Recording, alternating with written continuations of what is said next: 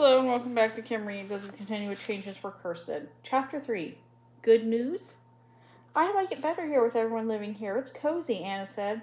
She was setting out bowls for the potato soup Aunt Inger had made. It's much warmer with the four of us in our bed. Isn't it, Elizabeth? Elizabeth cut thick slices of bread to go with the soup. It's warmer with Kirsten and Peter in our bed, but Peter kicks, she said. I do not kick, Peter said. Anyway, you talk in your sleep, Elizabeth. Last night you sat straight up and pulled the blankets off, and you didn't even know it. I wish I could sleep in a drawer like Britta. I wish you could sleep on the floor like Lars. Elizabeth said, Stop it, children, and Inger. Don't fuss about what can't be helped. Here, come have some soup. Is there enough for John and Mary, too? Lars said. They're coming soon. John and I are going to set beaver traps today. Lars was rubbing musk oil on traps to hide the smell of his hands. Animals wouldn't come near a trap that smelled of humans. Yes, there's enough soup to share with them, Aunt Inger said. Thank goodness the vegetables in your root cellar didn't burn. I hope they bring some bowls, Elizabeth said. We only have bowls for the 8 of us. They can have their soup from a cup. No one goes hungry in our home, Aunt Inger said.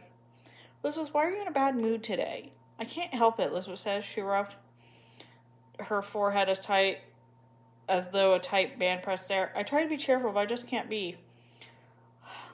Kirsten gave Elizabeth's shoulder a friendly nudge. It was very, very hard on everyone to be crammed together all day and night. I'm going to set traps with Lars and John, Kirsten said, so you'll have extra space at the table to play with your dolls. Paper dolls. Elizabeth tried to smile. Thank you, Kirsten. With a bang, bang, bang, someone knocked on the cabin door. Peter unlatched it, and John burst in. His sister Mary was right on his heels. Their cheeks were red, and their brown eyes glowed. Kirsten thought she'd never seen such a big, happy smile as theirs. Hello, we've got soup for you, too, Lars said. And we've got news for you, John said. He stamped off his boots and pulled off his mittens. What news do you have for us, Mom said quickly. She bounced the baby on her knee to keep her quiet. Mary pulled folded papers from her pocket. Some mail came to Mr. Burkhoff's store. He sent it to our house because we're closer to town than you are. We got a letter from our father, and here are 2 letters for the Larsons. Aunt Inger put the soup ladle right back in the pot and took the letter Mary handed to her. Mama gave the baby to Kirsten and took the other letter. Everyone, even John and Mary, crowded around the table to hear the news. Aunt Inger's lips moved as she read the letter from Uncle Olaf. He's well, she said. He's making good money. He misses us, of course. She smiled at Elizabeth and Anna. He says when the thaw comes in April, they'll float logs downstream to the sawmills. Then he'll be headed home. Mama spread her letter on the table and bent over. As she read a few lines to herself, she started reading out loud. The logging is going well. I hope to make $100 this winter. With that money and the money from your pals, we can borrow more land to farm. $100? That is good news, Lars said. But Mama's eyes filled with tears. She covers Papa's letters with her hands. Papa hasn't gotten my letter yet. He doesn't know our cabin burned down. Building another cabin will take every bit of the money he'll earn. There won't be enough land of our own. Anna's eyes filled with tears. When everyone cried, she always cried with them. But we can help you build a cabin. I know you'll help us build, Mama said. She squeezed Anna's hand. But starting over is so hard. When we came to America, we hoped to have a good house like the one we left behind in Sweden. Now we don't even have beds of our own. Aunt Inger tossed her head as though shaking off her troubles. John, you said your family has good news. Tell us your good news. Yes, tell them, Mary said. She squeezed into the bench beside Kirsten. John jumped off the trunk where he'd been sitting. Listen to this. Father writes that he's going to be the manager of a logging camp. He'll run the whole camp. He'll be in charge of all the other men. And here's the best part. It's an Oregon camp.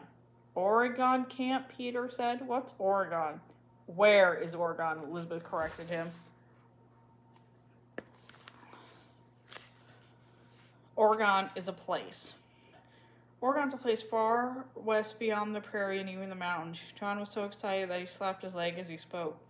There are big forests of redwood and spruce to cut in Oregon. It's a fine logging country. How will your father travel all the way west in Oregon? Mama asked. In a covered wagon on the Oregon Trail, John said, but It's not just Father who's going to Oregon. Our whole family will go west. We'll sell our house, and with the money, we'll buy a wagon, an ox, and everything we need. In the spring, when Father comes home, we'll join a wagon train and head west for Oregon. The Oregon Trail? Laura almost shouted. I'd give anything to go with you. Kirsten wanted to be happy for John and Mary and their family, but her spirit sank low. Mary was one of her closest friends. John was almost like another brother. When they left for Oregon, she would miss them very, very much. Everything's always changing, Kirsten said. I like things to change, Laura said. I like things to be new. Me too, John said, and everything's new in Oregon. Everyone started talking at the same time. We'll miss you. When will you leave? Are there schools in Oregon? Are there stores? Kirsten thought that everyone was excited and happy except her. She was half happy and half sad. She slipped her arm around Mary's waist. Mary, when you leave for Oregon, we might never see you again. Kirsten said. That was the sad part. We can write letters to each other, Mary said. Anyway, I'll see you again, Laura said confidently. I'll come out to Oregon as soon as I can. We'll meet out there, John said. Maybe we can lead wagon trains together, Lars. Then Aunt Inger clamped the soup ladle against the pot to get attention.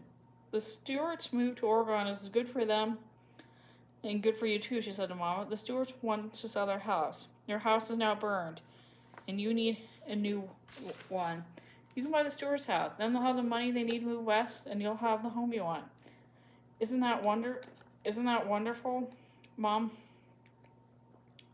Mama folded Papa's letter and slipped it into her apron pocket. It would be wonderful if we could buy the Stewart's house if we had money for it. How much will your house cost, John? Aunt Inger said. She spread her hands on her hips the way she did when she bargained with Mr. Burkhoff at a store. Father told us Father told us to sell the house and furniture for $500, John said. Aunt Inger pursed her lips and frowned. Now she didn't look happy. $500 for your house and furniture? Your house has 4 rooms and each one has a window. It has a good wooden floor and a shingle roof. $500 is a fair price, all right, but it's a lot of money. Papa wrote he'll only make $100 cutting logs. Mama said softly, don't forget we're going to sell the pelts from our trap line, Lars said. Maybe we'll have enough money to buy the house. Even if you caught something in every trap every day, we still wouldn't have $500, Mama said. It's better not to hope to buy a house like the Stewarts. It's better just to plan to build another little cabin like the one he had. That's all we can do. She sighed and took the baby back from Kirsten. Aunt Inger sighed too. Come on, children. Eat the soup while it's hot. And you too, thank you for bringing us letters. Let's hear some more about this place called Oregon. And that's the end of that chapter. See you later.